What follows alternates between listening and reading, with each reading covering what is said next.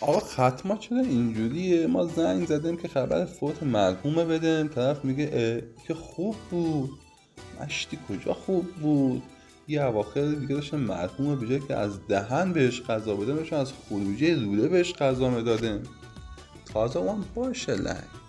بعد میری سر خاک میخوای مرحوم خاک کنی، دخترش از اون طرز داد میزنه بابا بابا بابا بیدار شو. آبجی بابا کجا بیدار شه؟ بابا بیدار شو داداشات بابیل 2 بار تو کله او میزنن، 2 بار بمیره. البته تقصیر داداشات هم نیست خداییش، تقصیر از نه کفن دفنه که خیلی بالایه. یه چیز دیگه هم که مد شده بدهش شما سر خاکتان فیلم بردار میارن، مرد حساب مجلس شاد عروسی کلا 2 بار میبینی زده میشی.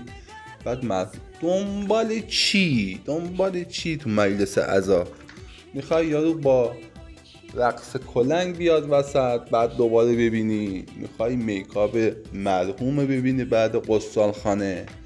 یا میخوای بوق ماشینا رو بشنوی دنبال آمبولانس؟